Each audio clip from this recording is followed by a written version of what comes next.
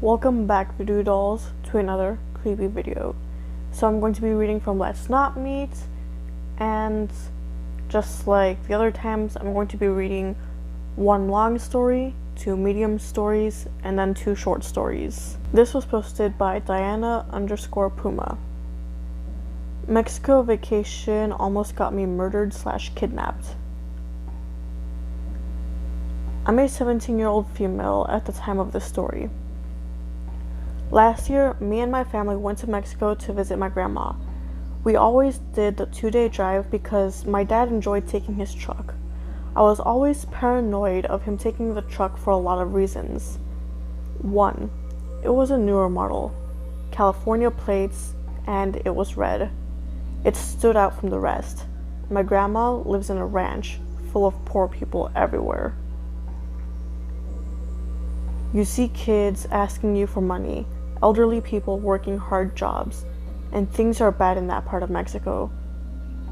I hear so much on TV about people getting robbed and held for ransom.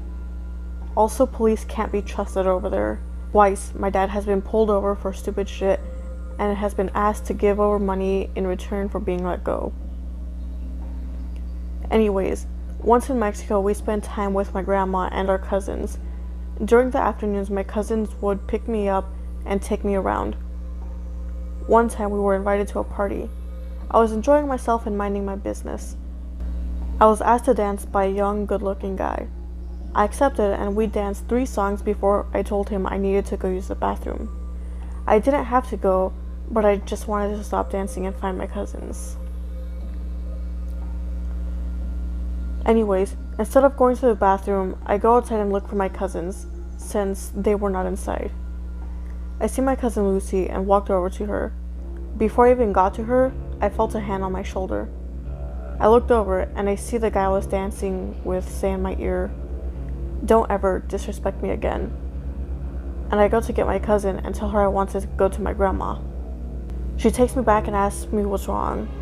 I explain everything. She tells me the guy I was dancing with is the son of a very important man in Mexico, and I'm concerned, but I don't think too much about it. The next day, my dad decided to throw a party because it was our last day there. We've been there 6 days, and even though I do love Mexico, I was ready to go home. My dad pays a band to play music. We eat good Mexican food and just enjoy each other. Halfway through the party, I see my dad having a friendly conversation with a guy around his age. I see him glancing at me, but I assume they were talking about family. I see my dad go from all smiles to anger, and he starts kicking the guy out. I get nervous and I take my grandma inside. People start leaving soon after. My cousin Lucy comes up to me and asks if I knew who that was. I said no, and to tell me what she knows. My dad stopped her and demanded her to stay quiet. The plan was to leave Mexico the next day at 6 a.m., but everything changed that night. My parents started packing up and told me and my 5-year-old sister to do the same. I felt bad for leaving my grandma in this situation. My grandma gave me a big hug and told me not to worry because they knew better. I was totally confused, but I knew my dad wouldn't leave my grandma if he knew she was in danger. After like 30 minutes, we all grabbed our bags and started driving away. Like I said, I'm a very paranoid person, so I was looking all around, making sure no one followed. My dad was driving fast and taking different roads. Him and my mom were talking to each other. All I can make up was that my mom was telling my dad to stay on the right side of town. Once in the desert, my dad was speeding out of control. My sister was sleeping and my mom was looking back. She told my dad that there's a car behind us with the lights off. I didn't know why these people were following us, but I knew it was the guy from the party. My dad pulled out a pocket knife and told me to put it in my sock and to use it if necessary. I started to tear up and realized that my dad, being from Mexico, knew things I didn't. Next thing I know, I start to hear gunshots. My dad tells me to get down. He goes from 90 up to 120 miles per hour. I hear my dad tell my mom not to worry and to have an older model truck so that he should lose them soon. I threw myself on top of my sister and prayed to God to help us. I remained calm to not wake up my sister. Eventually the gunshots stopped and he heard my mom tell my dad that we lost them. My dad eventually crossed the border and once in Los Angeles, pulled over at a hotel. He was quiet and I was scared to ask anything. I told my dad if he wanted to finish the drive. He nodded and I got down. He gave me a big hug and told me that he loved me, and he broke down and sat in the back. We got home safe, and ever since I haven't gone back to Mexico. It took 3 years for my dad to finally tell me what happened that night. Apparently, the guy that my dad kicked out was the father of the guy I danced with. He offered my dad a lot of money in exchange for me. He said that he wanted me to be the wife of his son. And my dad felt very disrespected, so he kicked him out. My dad was aware of who the guy was. Apparently, he's a very powerful, rich guy from the area. My dad said the only reason that this man didn't open fire right there was because he wasn't allowed. It goes against the rules. This man is allowed in the area, but if he were to do something stupid, he would be ordered to be gunned down.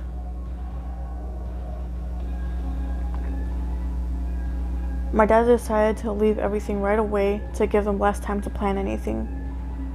He drove on different roads to stay in the area where he knew this guy wasn't allowed to do any harm. He knew that once out of that area, the guy would be after us. Once in the desert, my dad knew that it was the perfect spot for this guy to do his harm. He gave me the pocket knife in case they took me. He wanted me to have protection.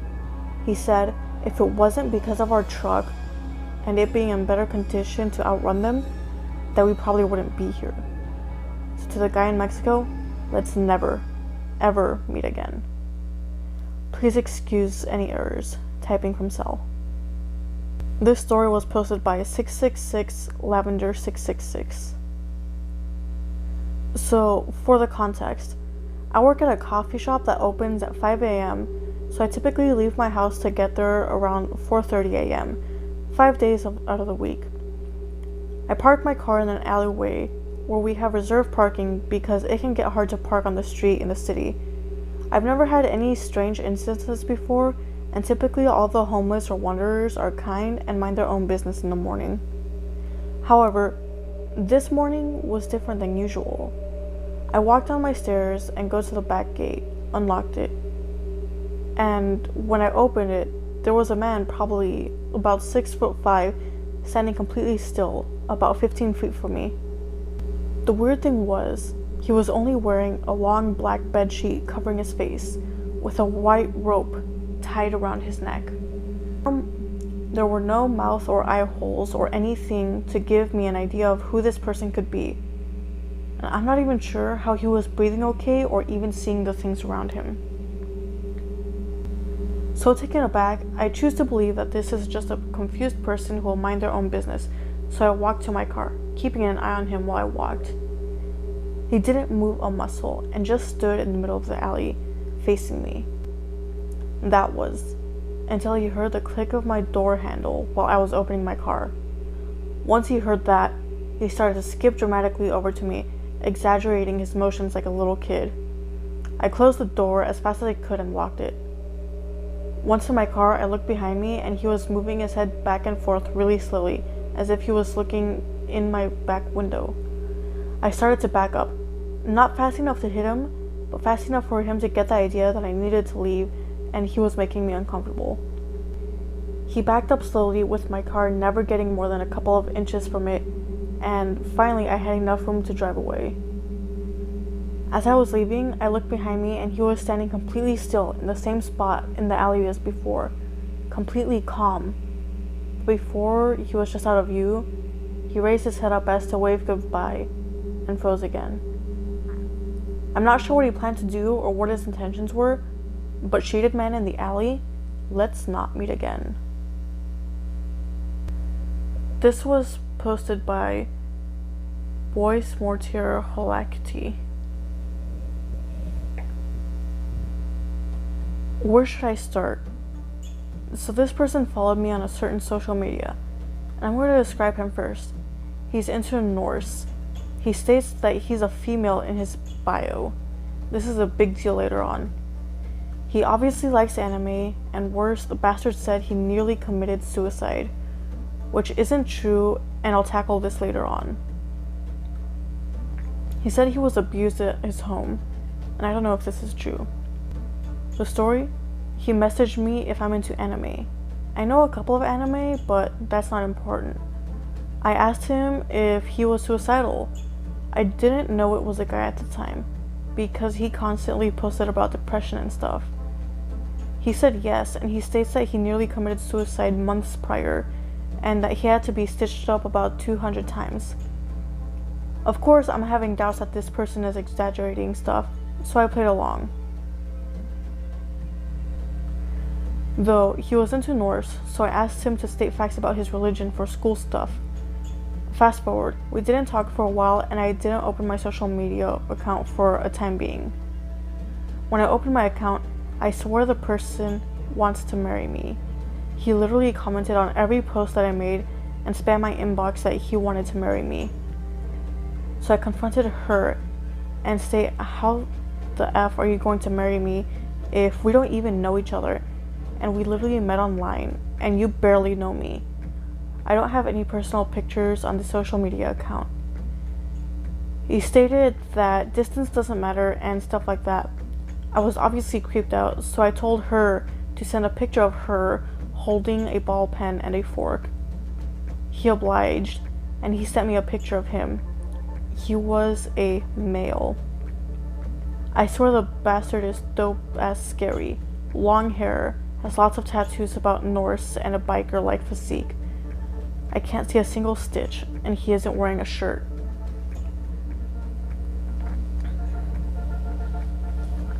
I asked him, why did you tell everyone on your post that you're a female? And he said that this is a secret between us. And then I thought, screw it.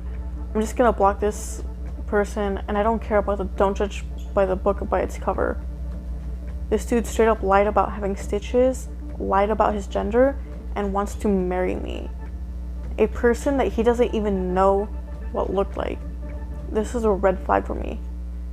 No, I don't know if the suicide part is true, and the person may have covered his scars with tattoos.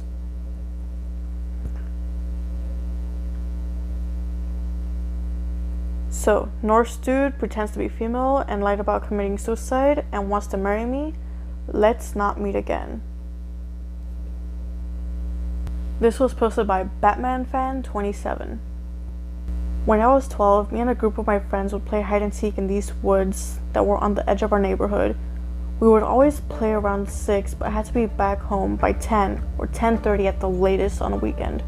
And we weren't allowed to go so far that we couldn't see our houses. Those were the only rules our parents had for us. Well, one Friday, we were playing in the woods as usual, and I, for whatever reason, decided to go deeper into the woods. I can't remember how far I went into those woods, but what I do remember is coming across an old shack. I considered using it as a hiding place, but then I thought that they wouldn't come this deep into the woods to look for me, so I decided to head back. However, when I started to head back, I turned my head to look at the shack one last time, and for a split second, I saw someone peeking out the door. Whoever it was quickly turned their head back when they saw me. I didn't pay too much attention to it and headed back. About halfway through my walk, I hear, "Psst, hey kid, come over here." I looked back and saw the old man standing behind a tree, gesturing for me to come to him. I knew better and took off running. While I was running, I heard him yelling, "Wait!" and I could also hear the sounds of his footsteps running after me. When I got to the ends of the woods, I ran into my friends, who were wondering where I was. I told them to get out of the woods, and we ran to our friend's house. I told them what happened, and I eventually told my mom what happened too. Our parents called the police to search the woods for the old man, and I don't know if they ever found him or not. Our parents never let us play in those woods ever again after that. Even if they had, I would never go back. This was posted by Space and Japan. Nobody knew at the time, but my boss invited the staff over for an annual Christmas party at his apartment that he shared with his boyfriend at the time. So we went, we ate, we drank, and we met one of the nicest men I've ever met in my life. His name was Bruce MacArthur. He was a landscaper, good cook, and even better serial killer. It turns out that this guy ends up luring in at least 8 men in gay hookup apps, only to murder them, cut them up, and bury their body parts within gardens of various houses that he worked around the city. Nonetheless, when I saw his name and face on the news, the Christmas party came to mind, and I recalled the sweetest boyfriend my boss who I met and was a great host. It's just crazy to think that somebody who you get absolutely no weird vibes from ends up being one of the most demented criminals in the history of Toronto.